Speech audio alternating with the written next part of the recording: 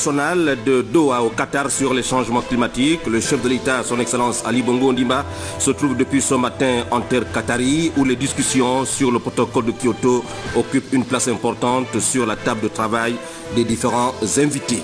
Protéger et promouvoir la diversité des expressions culturelles, c'est l'objectif visé par la session d'information sur les politiques culturelles ouverte ce matin au Palais Léomba à l'initiative du Parlement et de l'Organisation internationale de la francophonie. Dans ce journal également, nous reviendrons sur la vie chère au Gabon avec la suite des constats des reporters de Gabon Télévision dans les espaces commerciaux de la capitale gabonaise. Cela dit, je vous le disais, le président de la République, chef de l'État, son Excellence Ali Bongo Ondimba, passe cette nuit en terre qatari où a eu lieu ce matin l'ouverture de la conférence internationale sur les changements climatiques avec en prime, nous vous le disions depuis hier, les discussions sur le protocole de Kyoto, cadre au sein duquel ont été élaborées les différentes stratégies de lutte contre les émissions de gaz à effet de serre. Envoyé spécial de la presse présidentielle, Delphine Rabia Yari, Armand Moupende. Contenir le réchauffement de la Terre à plus de 2 degrés Celsius, c'est l'objectif fixé par la communauté internationale dans sa lutte effrénée contre les changements climatiques. Au-delà de ce seuil, la situation pourrait être catastrophique. Aussi est-il impérieux que les États, à travers un accord global qui entrera en vigueur en 2020, s'engagent à fournir chacun à son niveau des efforts considérables pour limiter leurs émissions de gaz à effet de serre. Le Gabon, partie prenante dans ce combat, ne compte pas manquer le rendez-vous de Doha, au regard de la détermination de ses dirigeants à apporter une contribution consistante dans la mise en œuvre des stratégies pouvant conduire à la réduction du réchauffement de la planète. Déjà en mai 2011, Ali Bongo Ondimba disait, je cite, « Les changements climatiques, à cause de leur impact sur notre vie au quotidien, constituent des questions politiques, économiques et géopolitiques majeures. La lutte contre ceci est devenue inévitable dans la mesure où nous en subissons les conséquences néfastes. » Fin de citation. Mieux encore, l'engagement conséquent du Gabon se démontre au sortir de Copenhague en 2009, lorsque le président de la République décide de la mise en place d'un Conseil national climat, structure chargée de l'élaboration et l'orientation stratégique de la politique nationale en matière des changements climatiques. Considérant que les pays industrialisés sont les plus grands pollueurs et le Gabon s'étant lancé comme défi être émergent à l'horizon 2025, il est donc de bon aloi que l'on s'arme de meilleurs procédés pouvant épargner notre pays des émissions de gaz à effet de serre.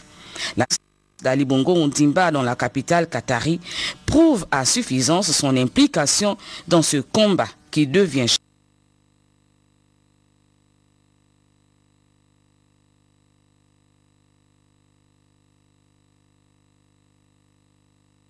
Bongo Ondimba qui a dépeint le tableau sombre résultant du réchauffement de la Terre, a finalement plaidé pour une prise de conscience collective. Pays riches et pauvres, pollueurs ou non, doivent mettre en exergue leur sens de responsabilité et surtout faire preuve de solidarité pour sauver notre planète à tous. Écoutons le président Ali Bongo Ondimba à Doha au Qatar.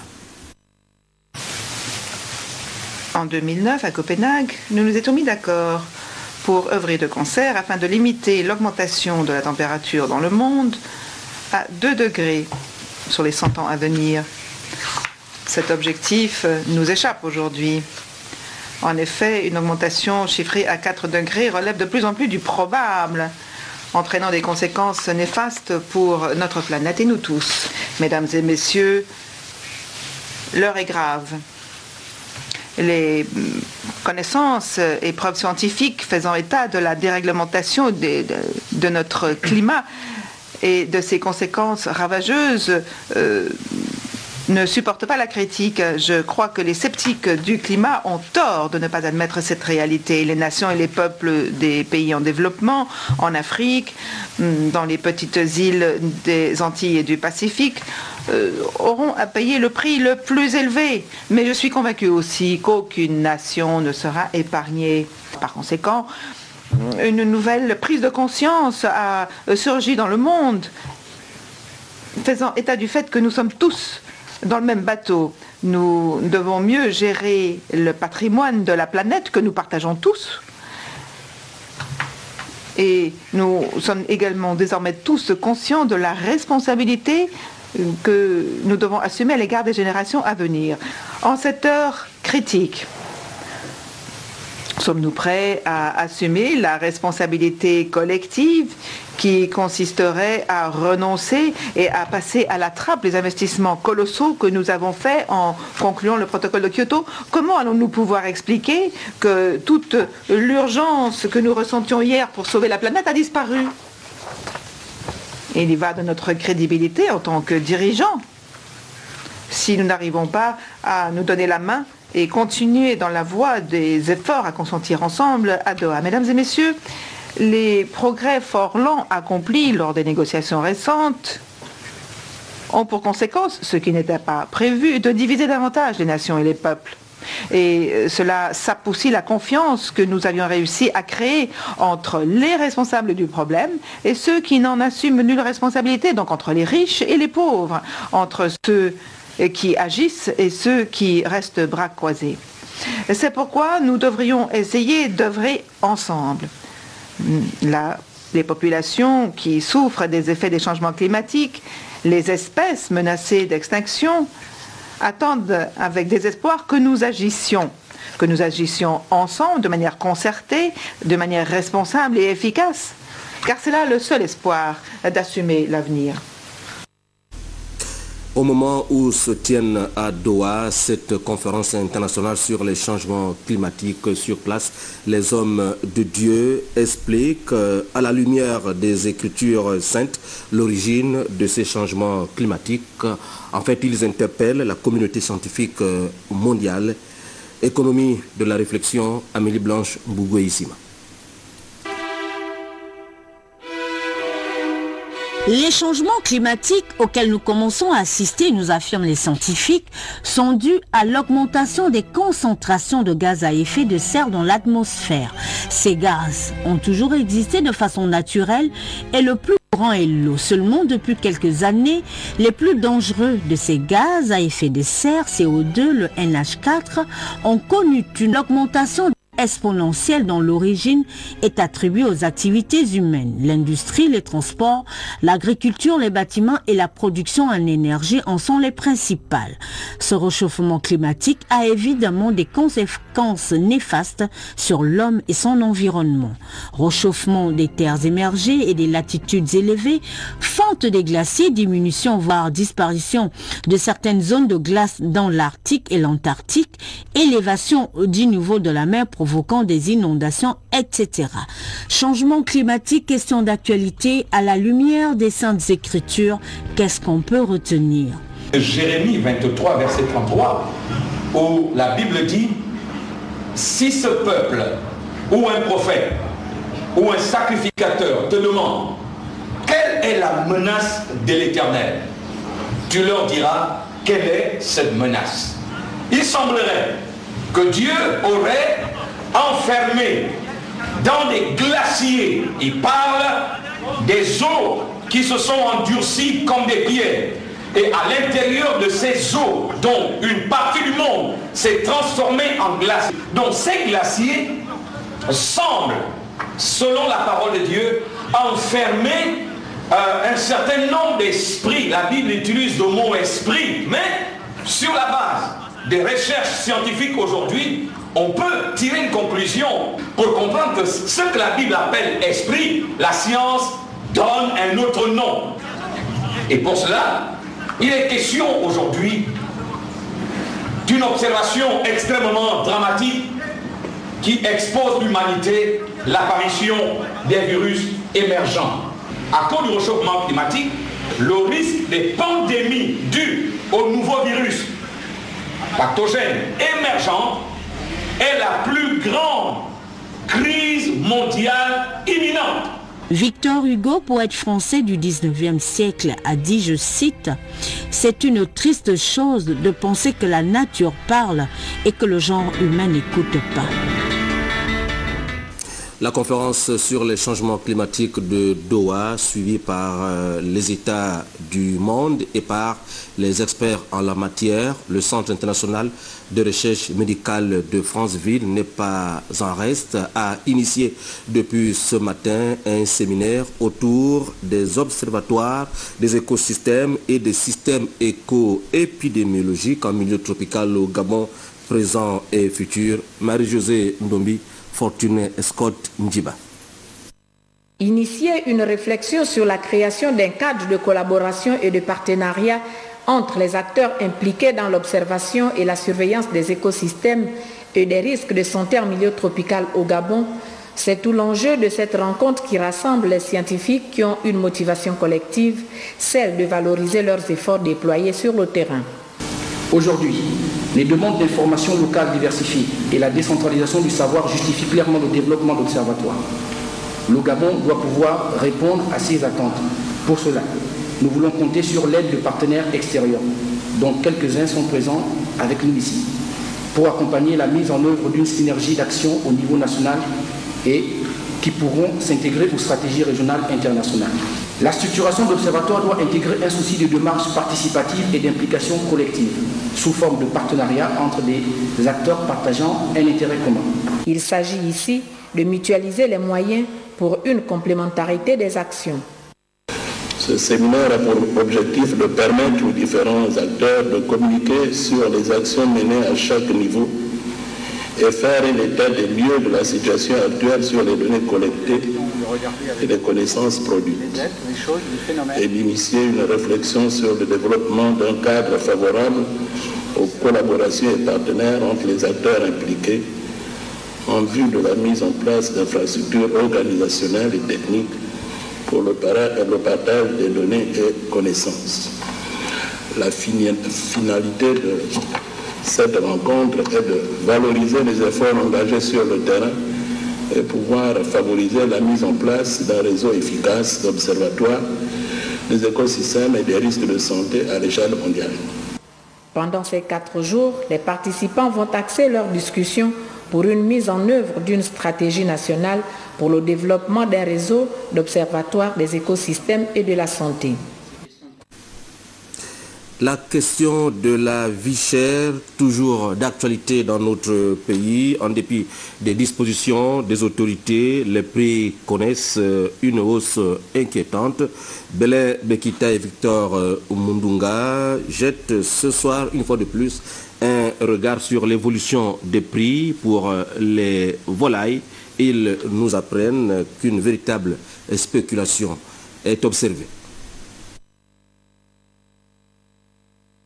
Les commerçants décidaient tacitement de ne pas baisser les prix. Tel pourrait être le titre d'un ouvrage ou d'une étude empirique des économistes des temps modernes. En théorie, dans un marché de concurrence pure et parfaite, l'offre et la demande s'équilibrent. L'effet vertueux de cette concurrence est la baisse des prix. Les consommateurs ayant bien sûr le choix entre plusieurs produits, souvent appelés mains invisibles par le père de l'économie de l'école classique anglaise, Adam Smith, où offre et demande s'équilibrent. Dans notre contexte, les choses semblent aller autrement, sinon de travers. La vie chère, pour ce qui est par exemple des volailles, laisse tout le monde sans réaction. Le gouvernement a pris toutes les dispositions pour que les familles démunies et les Gabonais économiquement faibles puissent tirer leur épingle de jeu en s'assurant un repas quotidien. Dans la réalité, c'est compliqué, car même les Nike, qui coûtaient 500 francs avant la baisse des prix, sont demeurés au même prix. Question, à quand ces volailles à 400 francs ou les râteaux à 150 francs par exemple? Disons simplement que nous sommes en plein dans la spéculation entretenue à la question qui divise les communautés scientifiques, qui entre l'œuf et la poule est venu au monde le premier. La réflexion est ouverte. Alerte à la vie chère, l'état d'urgence déclaré par le gouvernement de la République gabonaise vise en fait à ramener au pas les commerçants véreux sur le terrain.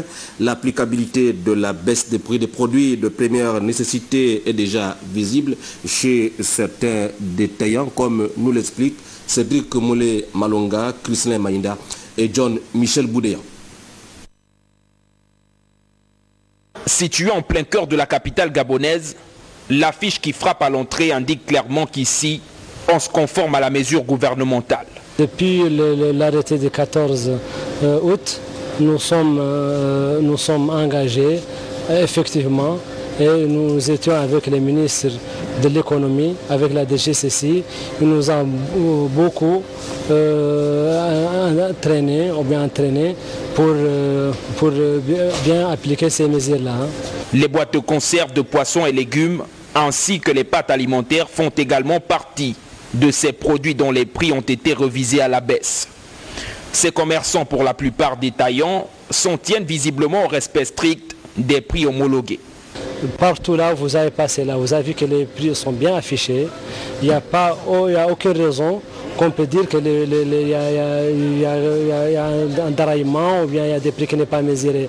Le problème avait déjà pris une proportion importante, entraînant ainsi l'étranglement du panier de la ménagère. Le combat contre la vie chère observé aujourd'hui, le consommateur gabonais ne le ressent pas encore puisqu'il ne se limite qu'à un certain nombre de produits. Demain, nous poursuivrons ce grand dossier sur la vie chère en République gabonaise. Sur le terrain, toujours, le gouverneur de la province de l'Estuaire, Denis Tsanga, accompagné du directeur général adjoint des impôts, Michel Minkon, lancé la campagne d'identification des opérateurs économiques dans la province de l'Estuaire. Le carrefour Petit Paris a abrité la manifestation en présence d'Amédée Ndungu, Jean-Augustin Nzengi. Initiée par la Direction générale des impôts, cette opération à laquelle a pris part le gouverneur de la province de l'Estuaire vise essentiellement à localiser et à identifier les opérateurs économiques contribuables, ceux-là même qui doivent payer l'impôt. Véritable moment d'échange à caractère pédagogique en attendant les missions de contrôle qui suivront. Les contribuables qui sont concernés par cette opération sont ceux qui sont éligibles au centre des impôts des particuliers et des petites entreprises de Libreville Nord et de Libreville Sud. Cette opération vise tout simplement à cerner le potentiel fiscal réel de cette catégorie de contribuables, puisque comme nous l'avons dit, chacun doit contribuer au paiement des impôts à la hauteur de ses moyens, à la hauteur de ce qu'il gagne. Et pour qu'on puisse payer l'impôt, qu'on puisse faire payer, il faut que nous sachions quels sont les contribuables qui sont effectivement éligibles dans ces centres des impôts. Vous entrez là dans une grande phase pour actualiser le fichier de l'ensemble des contribuables du niveau que vous avez évoqué. Et c'est nécessaire parce que c'est votre travail de savoir qui gagne quoi et qui doit payer quoi. Comme je le disais, je vous accompagne et dans tous les départements où vous irez, la présence de l'administration territoriale sera effective pour que l'opération soit bouclée dans de bonnes conditions et avec un succès réel. Opération hautement saluée par les commerçants. Cette opération, vraiment, elle est salutaire pour le bien de nous tous, tant des opérateurs économiques que des syndicats que nous représentons.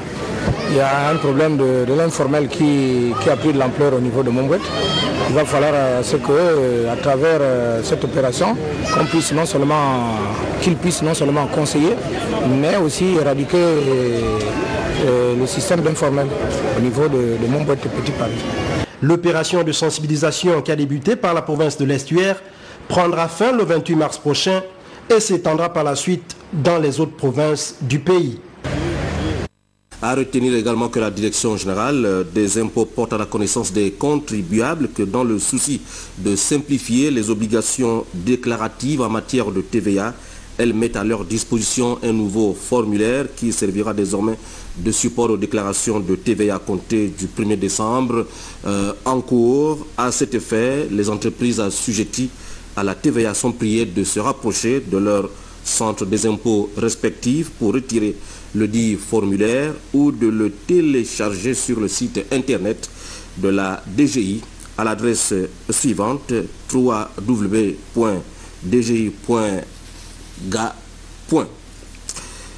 Après Libreville, Port-Gentil et Mwanda, voilà BGFI qui vient d'ouvrir sa première agence AOIM dans le Wellington, encore appelée Carrefour des Trois Frontières. L'implantation de cette banque dans cette partie du Gabon affiche pleine les ambitions de l'équipe dirigeante de BGFI de demeurer la banque numéro 1 au Gabon et en Afrique centrale. Envoyés spéciaux dans le septentrion, Yves-Ghislain Mitumba. Sira Karis. Première étape du séjour au témoin des responsables de BGFI Gabon, le gouvernorat, où la délégation conduite par son directeur général est allée faire ses civilités à la première autorité de la province. Le temps d'une mini-séance de travail explicative sur le déroulement de la cérémonie, en présence du premier vice-président de l'Assemblée nationale, Brice Lacruche Alianga et ses hôtes se sont par la suite rendus au quartier Nguema, où est majestueusement implantée l'agence étoile Gaïa, du nom de la déesse grecque de la terre et de la fertilité. Conformément à sa politique de développement de la banque de détail et à sa stratégie, ce nouveau point de vente vient développer, il faut le dire, la proximité entre la banque et ses usagers de la province. En effet, nous avons décidé d'augmenter significativement notre nombre d'agences présentes sur le territoire national pour nous rapprocher encore plus de nos clients et accompagner plus de projets, qu'ils proviennent de nos clients particuliers ou de nos clients entreprises. La première conséquence de cette nouvelle approche est l'ouverture de 15 nouvelles agences et points de vente sur l'ensemble du territoire d'ici à la fin de l'année 2013. Nous avons également entendu la demande de nos clients sur plus de possibilités de retrait, quelle que soit l'heure. Nous allons donc sur la même période déployer plus d'une vingtaine de distributeurs automatiques de billets, disponibles 7 jours sur 7 et 24 heures sur 24. 15 nouvelles agences d'ici 2013, nouvelle stratégie en termes de conquête du marché national. BGFI Gabon affiche ses ambitions afin de demeurer la première institution bancaire du pays et d'Afrique centrale en offrant des prestations de qualité à sa clientèle. L'agence Étoile Gaïa, dont le responsable d'agence est M. Simon Mapangou. Gaïa signifie terre.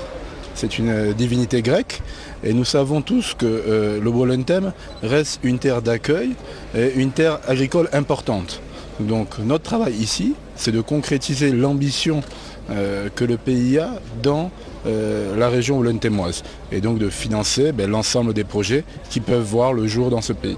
Ne serait-ce que par la structuration, vous voyez déjà ce beau cadre, ça embellit déjà la ville et comme l'a dit le directeur, ils vont accompagner les opérateurs économiques pour créer plus de richesses, pourquoi pas les emplois et aussi les particuliers trouveront leur compte parce que ça a toujours été une sinécure pour nos compatriotes d'aller faire des opérations bancaires à Libreville. Je pense qu'avec l'arrivée de BGFI Bank, ça va aussi être quelque chose comme un ouf de soulagement pour ces populations.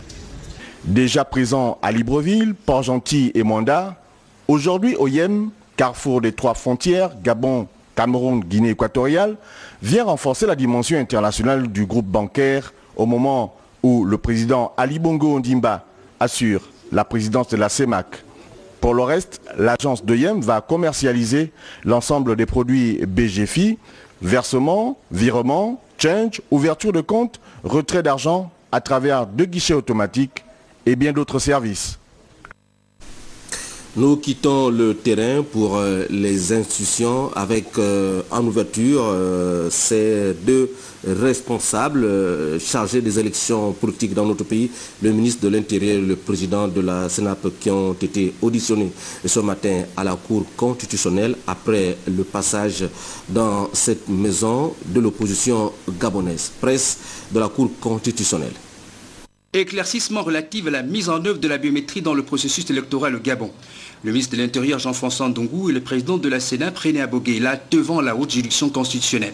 Les juges de la Cour procédaient à l'audition des 2 responsables chargés des élections dans le cadre de l'instruction d'un recours en annulation.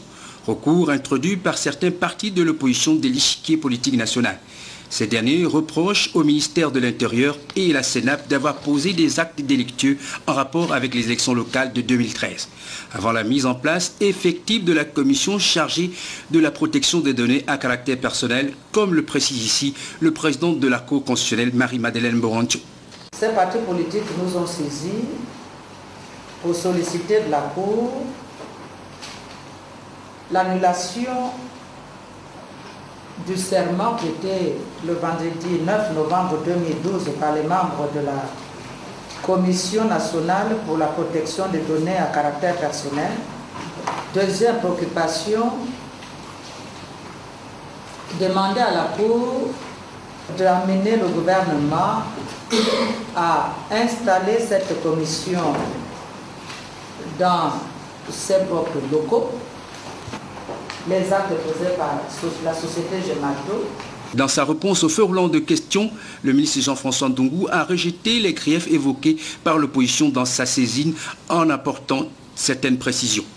Lorsque les partis politiques de l'opposition introduisent une requête pour annuler le serment des membres de la commission du fait qu'il n'y aurait pas eu de décret, mais ils savent bien, puisque certains d'entre eux sont des anciens membres du gouvernement, qu'en conseil de ministres, lorsque on nomme des personnalités à des fonctions, il y a un acte qui est pris tout de suite après, c'est le décret portant nomination, et ce décret, je l'ai produit à la Cour constitutionnelle. Le Conseil des ministres avait eu lieu le 2 novembre.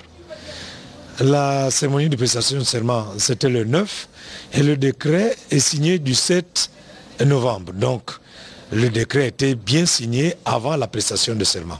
Le gouvernement a présenté la loi relative aux données à caractère personnel qui a été promulguée par le président de la République. Si c'est ce qui me reproche, je reconnais, oui. Mais on ne peut pas dire aujourd'hui que le ministère de l'Intérieur a prélevé des empreintes digitales, a pris l'image des compatriotes ou tout simplement a relevé les données à caractère personnel pour construire la liste électorale. Il n'en est rien.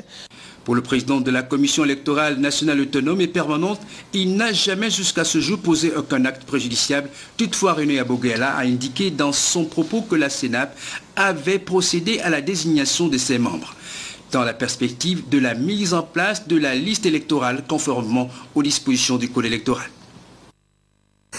Un nouveau pas a été franchi ce mardi 4 décembre vers l'aboutissement du dispositif sanitaire initié, vous le savez, par le président de la République, chef de l'État. La signature aujourd'hui d'un contrat pour la construction de 2 hôpitaux régionaux à Oyem et Mouila a eu lieu cet après-midi, il y a tout juste quelques instants. Voici le reportage frais proposé par nos confrères de la presse de la primature, Charles Oganda Maganga, Ali Olivier Antonio Patrick Demabio.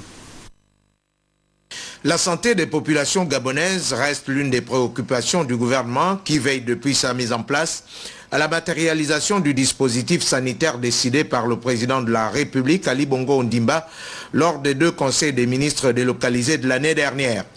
Ce mardi encore, un pas a été franchi vers la concrétisation de ce vaste programme avec la signature à la primature d'une convention commerciale pour la construction de 2 centres hospitaliers régionaux à Oyem dans la province du Wellington et à Mouila dans l'Angounié.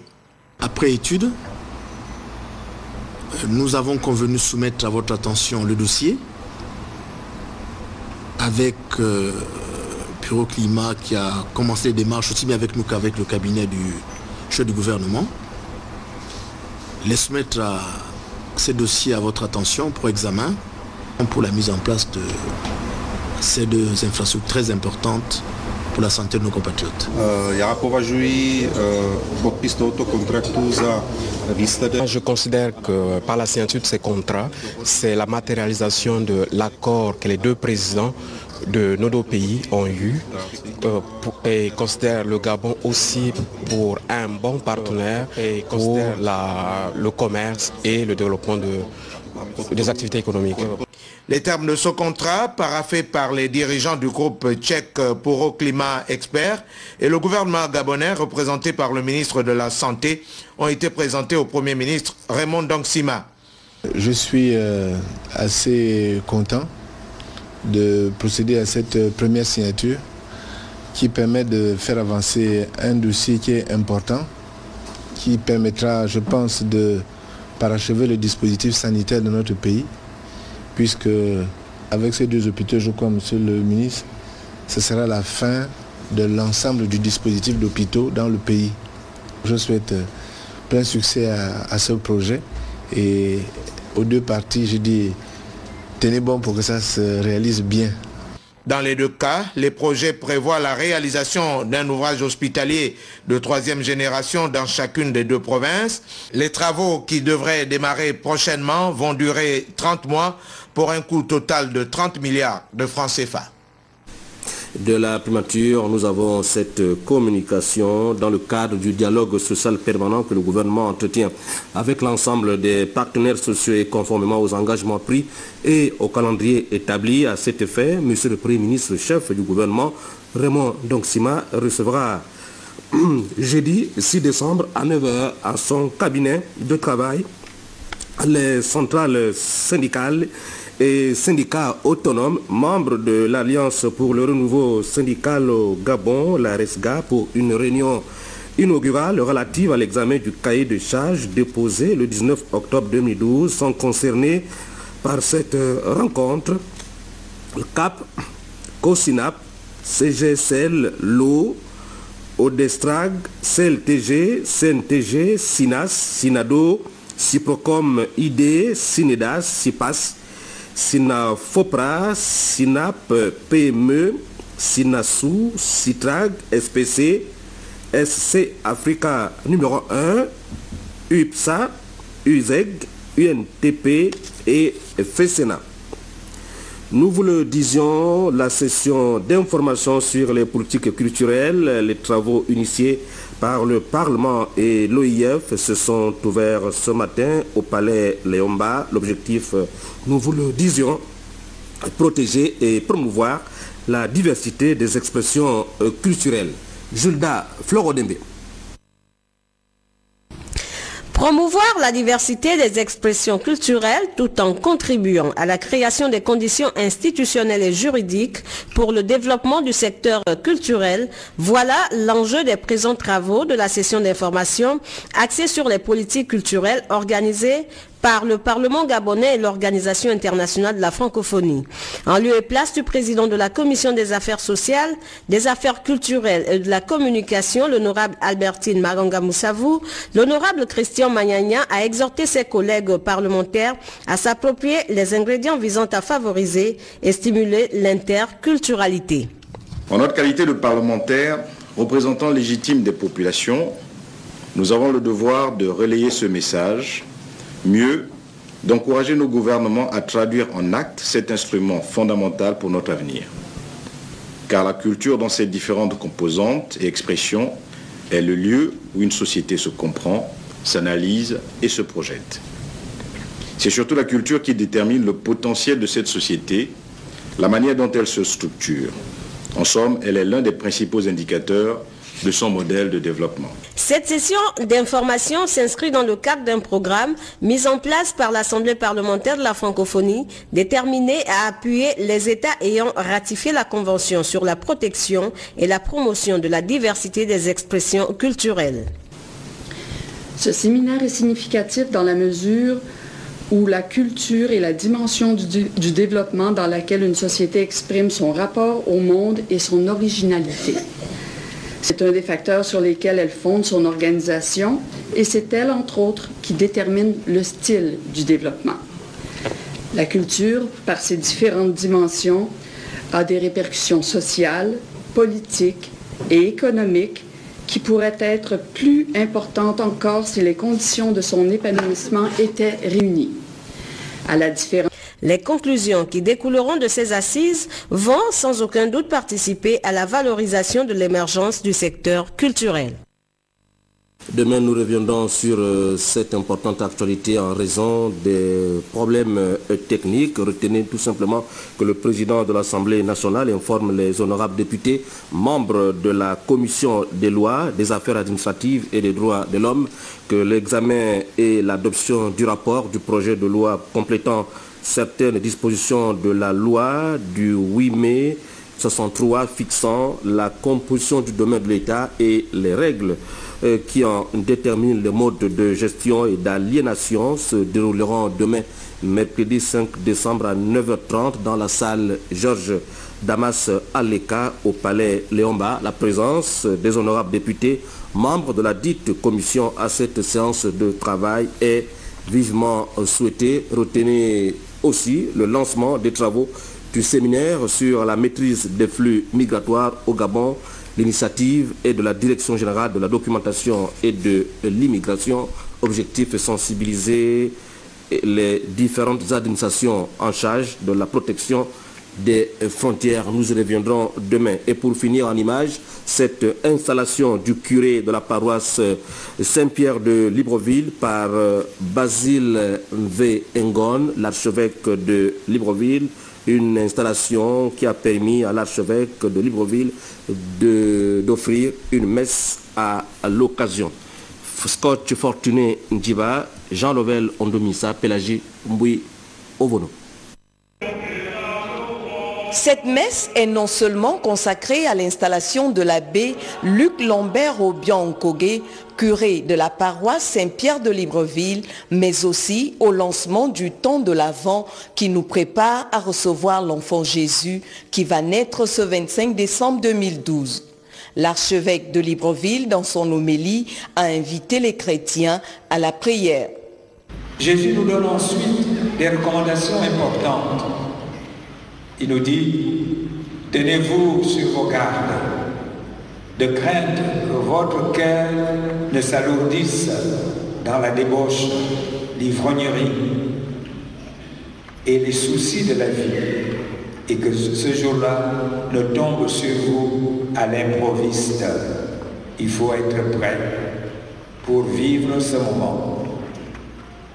D'où la nécessité de veiller et de prier pour être bien préparé. Si je ne veille pas, si je ne prie pas, alors j'entre dans ce qu'il nous dit. C'est-à-dire, j'entre dans la débauche, dans l'ivrognerie, dans les soucis de la vie. Et ce jour me surprendra.